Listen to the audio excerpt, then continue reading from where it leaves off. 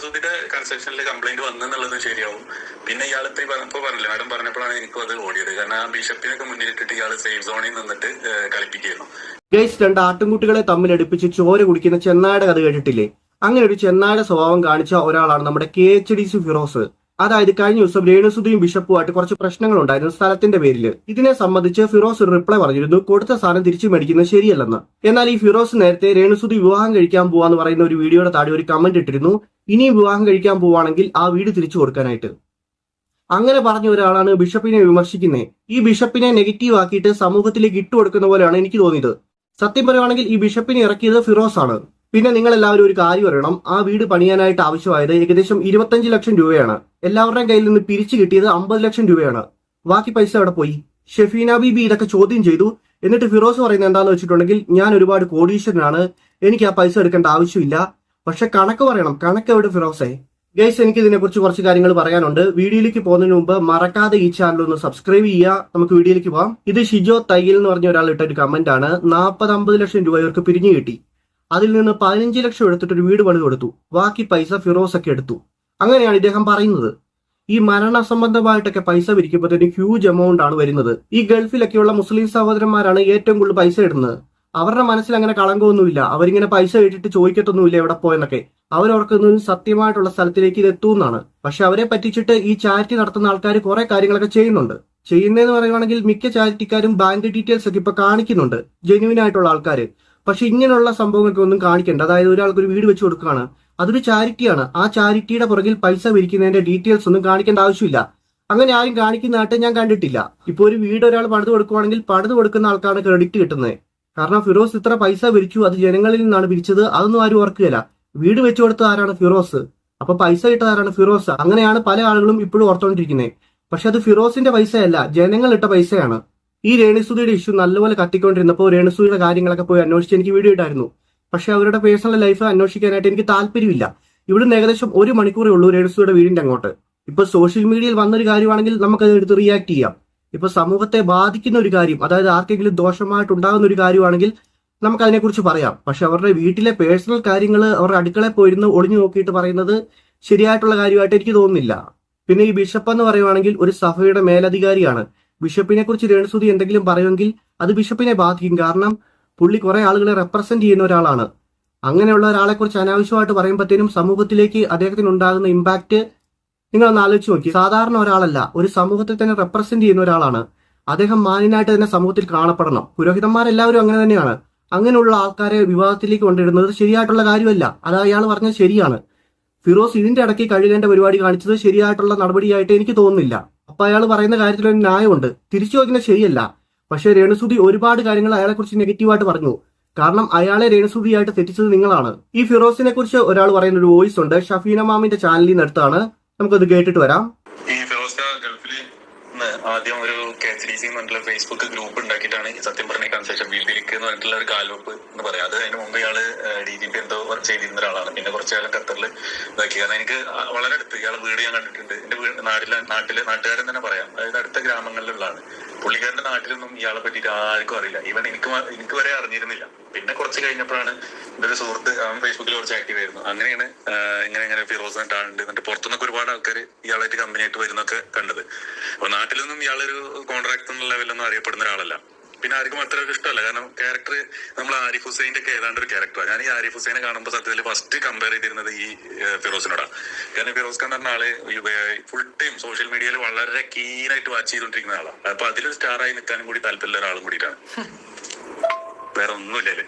അപ്പൊ ഭയങ്കര ആൾക്കാർ അതിപ്പോ അതിന്റെ ഭാഗമായിട്ടാണ് ചിലപ്പോൾ വീട് വെച്ചുകൊടുക്കാന്ന് പറഞ്ഞത്. പിന്നെ അതില് ഇപ്പൊ ഈ പറഞ്ഞ പോലെ കൺസ്ട്രക്ഷന്റെ കാര്യത്തില് ക്വാളിറ്റി വളരെ വീക്കാണ്. അത് ആ പുള്ളിയുടെ കൂടെ മുമ്പുണ്ടായിരുന്ന ആൾക്കാർ തന്നെ എന്തുകൊണ്ട് ആളെ കൂടെ ഇപ്പൊ ഇല്ല എന്നുള്ളത് നോക്കിക്കഴിഞ്ഞാൽ നമുക്കത് കറക്റ്റ് ആയിട്ട് മനസ്സിലാവും.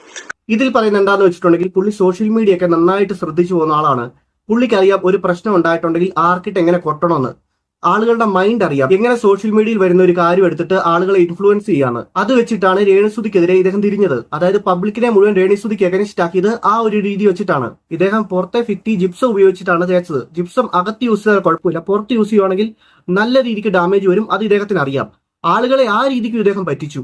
ജിപ്സം ഉപയോഗിച്ചിട്ട് പുറത്തെ ഭിത്തി തേച്ചിട്ട് അത് പൊളിഞ്ഞൊക്കെ വരാൻ തുടങ്ങിയപ്പോഴത്തേനും ആ പഴി രേണുസൂതിയുടെ അച്ഛന്റെയും പേരിലാക്കിയിട്ട് അവരെ കുറ്റക്കാരാക്കി. ഇപ്പൊ നിങ്ങൾ ഞാൻ പറയുന്ന നുണയാണെന്ന് വിചാരിക്കുന്നുണ്ടെങ്കിൽ നിങ്ങൾ ഗൂഗിളിൽ ജസ്റ്റ് നോക്കുക, ജിപ്സ് ഉപയോഗിച്ചിട്ട് ഫിറ്റ് തേച്ചിട്ടുണ്ടെങ്കിൽ എന്തൊക്കെയാണ് വരുന്നതെന്ന്. അതായത് പുറത്തെ ഭിത്തി ജിപ്സ് ഉപയോഗിച്ച് തേക്കരുത്, അകത്തെ തേച്ചാലും കുഴപ്പമില്ല, പുറത്തെ തേച്ചിട്ടുണ്ടെങ്കിൽ നല്ലപോലെ ഡാമേജ് വരും. കാരണം ഈ ഗ്രൂപ്പിന്റെ തുടക്കകാലത്ത് ഈ ഗ്രൂപ്പിന് അത്രയും നല്ലൊരു ഇതിലേക്ക് എത്തിച്ചേരുന്നത് എന്താ വെച്ച് കഴിഞ്ഞാൽ കുറച്ച് എക്സ്പെർട്ട് ആയിട്ടുള്ള വർക്ക് ചെയ്യുന്ന ആൾക്കാരുണ്ടായിരുന്നു. BP ഡിസൈൻസ് എന്ന് പറഞ്ഞ സെലിംക, അതേപോലെ ബിനോയ്, അങ്ങനെ ഒരുപാട് ആൾക്കാർ, ഒരു ആർക്കിടെക്ട് ഉണ്ടായിരുന്നു, ഒരു ഗ്രൂപ്പ് ഉണ്ടായിരുന്നു ഇതില്. അപ്പൊ ഇവർക്ക് കണ്ടുകൊണ്ടും വർക്ക് കിട്ടുമ്പോഴൊക്കെ ഇതിന്റെ ഒരു ക്രെഡിറ്റ് സ്വാഭാവികമായിട്ടും ഈ KHDC ഗ്രൂപ്പിന് അല്ലെങ്കിൽ ഫിറോസ്കാക്ക് ഇത് ഉണ്ടായിരുന്നു. കാരണം അവരെ ത്രൂ കിട്ടി എന്നുള്ളത് ഉണ്ടായിരുന്നു. അപ്പൊ അതിന്റെ ഒരു മറവ് പിടിച്ചിട്ടാണ് കക്ഷി സ്വന്തമായിട്ട് കൺസ്ട്രക്ഷൻ കമ്പനി സ്റ്റാർട്ട് ചെയ്യുന്നത്. ഈ കമ്പനിയിൽ അപ്പൊ ഇയാൾ എന്താന്ന് വെച്ച് കഴിഞ്ഞാൽ ഭയങ്കര അരകണ്ട. കാരണം മറ്റുള്ളവരെ ഒരു അഭിപ്രായം ഇയാൾ കേൾക്കില്ല. പുള്ളി ചെയ്യുന്നതാണ് വലിയ സംഭവം, പുള്ളിക്കാരെ എവിടെയോ വലിയൊരു സംഭവമാണ്, അങ്ങനത്തെ ഒരു ആറ്റിറ്റ്യൂഡാണ് ഇയാൾക്ക്. അതേസമയം ഈ ഒരു ആറ്റിറ്റ്യൂഡ് ക്വാളിറ്റിയിൽ കാണിക്കൂല, മാക്സിമം അതിന് വലിക്കുന്നു. വളരെ ക്രൂക്കഡ് ആയിട്ടുള്ള ഒരു മനുഷ്യനാണ്. അപ്പൊ ഈ രേണുസുതിയുടെ കൺസ്ട്രക്ഷനിൽ കംപ്ലൈന്റ് വന്നെന്നുള്ളത് ശരിയാവും. പിന്നെ ഇയാളിപ്പോ ഇപ്പൊ പറഞ്ഞില്ല, മാഡം പറഞ്ഞപ്പോഴാണ് എനിക്കും അത് ഓടിയത്. കാരണം ആ ബിഷപ്പിനൊക്കെ മുന്നിലിട്ടിട്ട് ഇയാൾ സേഫ് സോണിൽ നിന്നിട്ട് കളിപ്പിക്കുന്നു. കാരണം ഈ KHDC എന്ന് പറഞ്ഞിട്ടുള്ള കൺസ്ട്രക്ഷൻ കമ്പനിയുടെ തുടക്കകാലത്ത് ചെയ്ത വർക്കുകളിൽ ഒരുപാട് ഡാമേജുകൾ വന്നിട്ട് ഇയാൾ എന്ത് ചെയ്തെന്ന് വെച്ച് കഴിഞ്ഞാൽ ആ വർക്കിൽ അന്ന് ഉണ്ടായിരുന്ന കുറെ ആൾക്കാർ ഇയാളെ തെറ്റിപ്പോയി. അപ്പൊ അവരൊക്കെ ആയിട്ട് നമ്മൾ ഇപ്പോഴും കോൺടാക്ട് ഉണ്ട്. ഞാനൊരു ഈ ഒരു ഫീൽഡിൽ നിൽക്കുന്ന ആളാണ്, കൂടുതൽ പറയുന്നില്ല. അപ്പൊ നമുക്ക് ഒക്കെ അറിയാം. അപ്പൊ അവരൊക്കെ പറയാൻ വെച്ച് കഴിഞ്ഞാൽ ഈവൻ ഞാൻ വരെ ഇയാളെ തെറ്റിപ്പോയ ഒരാളായിട്ട് ഒരാളെ ഒരു പോസ്റ്റിന് ജസ്റ്റ് ഒന്ന് ലൈക്ക് അടിച്ചത് എന്റെ ഒരു ഫ്രണ്ടിനോട് നോട്ട് ചെയ്ത് മാർക്ക് ചെയ്തിട്ട് ഒന്ന് എന്റെ ഫ്രണ്ടാണ് എന്നൊക്കെ പറഞ്ഞിട്ട് അയച്ചു കൊടുത്തത്. കാരണം അപ്പൊ അത്രയും ഒരു ലൈക്ക്, ഒരു ആൾക്ക് എതിർക്കുന്ന ഒരാള് പോസ്റ്റിൽ ആരൊക്കെ ലൈക്ക് അടിക്കുന്നുണ്ട് എന്ന് പോലും നോക്കുന്ന ഒരാളാണ് ഫിറോസ്. സെയിം ആസ് ആരിഫ് ഹുസൈനെ എനിക്കറിയാം. ഞാൻ അബ്ദുള്ള വാസിലിന്റെ ഒക്കെ സ്റ്റാർട്ടിംഗ് സമയത്ത് ഞങ്ങൾ ഒരു പ്രോഗ്രാം കോർഡിനേറ്റ് ചെയ്യുന്ന സമയത്തൊക്കെ ഈ ആരിഫ് ഹുസൈന്റെ ക്യാരക്ടർ ഉണ്ടാകുന്നത് എനിക്കറിയാം. അപ്പൊ അതിന്റെ വേറെ ടിക്കോ ഫിറോസ് നോട്ട് ചെയ്യണം. മാഡം എപ്പോഴും നോട്ട് ചെയ്യുന്ന ഒരു പോയിന്റ് ആണത്. ഈ ഫിറോസ് KHDCയും ആരിഫ് ഹുസൈൻ ദൈവത്തൊക്കെ ശൈലി കൊണ്ടും ചിന്തകൾ കൊണ്ടും ഒക്കെ ഒരു ചെറിയ വ്യത്യാസമുള്ളൂ. രണ്ട് റൂമിൽ നിൽക്കുന്ന ആൾക്കാരെന്ന് മാത്രമേ ഉള്ളൂ, വേറെ ഒന്നുമില്ലേ. അപ്പോ ഭയങ്കര അറിയേണ്ട ആൾക്കാർ. അപ്പൊ എനിക്ക് തോന്നുന്നു ആ ഒരു കേസിൽ ഈ രേണുസുതി പറഞ്ഞ വളരെ കറക്റ്റ് ആവും, കൺസ്ട്രക്ഷൻ വളരെ മോശമാവും. അപ്പൊ ഇയാൾ ആദ്യകാലത്ത് കൺസ്ട്രക്ഷൻ ചെയ്തിരുന്ന ആൾക്കാരായിട്ടൊക്കെ തെറ്റിപ്പിരിയാനുള്ള മെയിൻ കാരണം അതിന്റെ ആൾക്കാർ തന്നെ എന്നോട് പറഞ്ഞിട്ടുള്ളത് ഫിറോസ്ക പറഞ്ഞ പ്രകാരം ഞങ്ങളെ ഐഡിയാസ് ഒന്നും അവിടെ നടപ്പിലായിട്ടുണ്ടായിരുന്നില്ല. എല്ലാ ഐഡിയയും ഫിറോസ്കിന് ചെയ്യിപ്പിച്ചത്. ലാസ്റ്റ് അതൊക്കെ പൊളിയും കുറ്റന്നായപ്പോ എല്ലാതും വളരെ ഭംഗിയായിട്ട് ഞങ്ങള് ആണ് അതിന്റെ കുറ്റക്കാരെന്നുള്ള ലെവലിൽ പുള്ളി കൈ കഴുകാനുണ്ടായത്. എന്നിട്ട് എന്ത് ചെയ്ത് പുള്ളി പതുക്കെ ക്ലയന്റിന്റെ കൂടെ നിന്നിട്ട് ഇവർക്കെതിരെ ചെയ്യാൻ തുടങ്ങി, ഇവരെ ശത്രുവായി മാറി. അപ്പൊ അതുവരെ അത്രയും അടിയുറച്ച് നിന്നിരുന്നുള്ള ഒരു സപ്പോർട്ട് പോലും ഈ ഫിറോസിന്റെ ഭാഗത്തുനിന്ന് ഈ പറഞ്ഞ ആൾക്കാർക്ക് ആർക്കും ഉണ്ടായില്ല. ഈ പറഞ്ഞ ആൾക്കാർ തന്നെ BPS ഡിസൈൻസ്, ബിനോയ് ദേവസ്യ, അങ്ങനെ റോബിനാൻ, ഒരുപാട് ആൾക്കാരുണ്ട്. അത് കേരളം മൊത്തം ഓരോ ജില്ല നോക്കിക്കഴിഞ്ഞാൽ ഓരോരുത്തർ കിട്ടും. ഇവരൊക്കെ ഇപ്പോഴും നിലവിൽ വർക്ക് ചെയ്യുന്നവരും. പക്ഷെ അവരാരും ഫേസ്ബുക്കിലൊന്നും ഇപ്പൊ ആക്റ്റീവ് ആയിട്ടില്ല. കാരണം എന്താ വെച്ചാൽ ഫിറോസിനായിട്ട് ഫേസ്ബുക്കിൽ സോഷ്യൽ മീഡിയയിലൊന്നും പിടിച്ചു നിൽക്കാൻ പറ്റില്ല. കാരണം ഇയാൾ 24 hours ഇതിനു വേണ്ടി മാത്രം ജീവിക്കുന്ന ഒരു വ്യക്തിയാണ് ഈ ഫേസ്ബുക്കിൽ.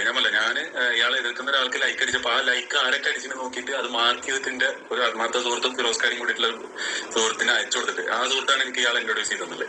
അയച്ചു കൊടുത്തിട്ട് അത്രയും എടുത്തു പറഞ്ഞത്. അപ്പൊ നേരെ ഈ വ്യക്തിനെ ഞാൻ പല സ്ഥലങ്ങളിൽ കണ്ടിട്ട് ഇയാളെ അറിയാത്ത പോലെ അഭിനയിച്ചിട്ടുണ്ട്.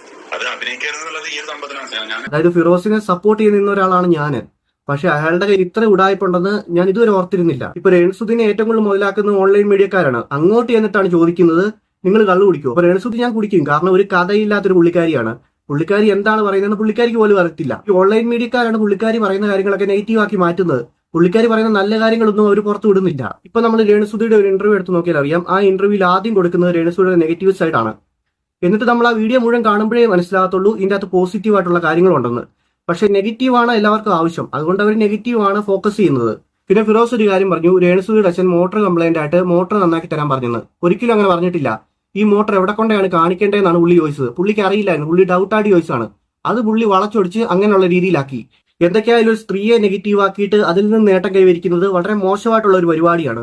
ഇനിയെങ്കിലും ഈ പരിപാടി നിർത്തണം, കാരണം ഇല്ലെങ്കിൽ സമൂഹം നിങ്ങൾക്കെതിരെ തന്നെ തിരിയും. ഇപ്പൊ തന്നെ തിരിഞ്ഞിട്ടുണ്ട്, കാരണം എല്ലാവർക്കും മനസ്സിലായിട്ടുണ്ട്. ഇനിയെങ്കിലും ആ ഫാദറിനെയും രേണുസുദീനൊക്കെ അവരുടെ വഴിക്ക് വിട്. ഗൈസ്, എനിക്ക് ഇത്രയൊക്കെ ഉള്ളൂ പറയാൻ. ഇതോടെ ഞാൻ വൈൻഡപ്പ് ചെയ്യാണ്. വീഡിയോ ഇഷ്ടപ്പെട്ടെങ്കിൽ ലൈക്ക് ചെയ്യുക, സബ്സ്ക്രൈബ് ചെയ്യുക.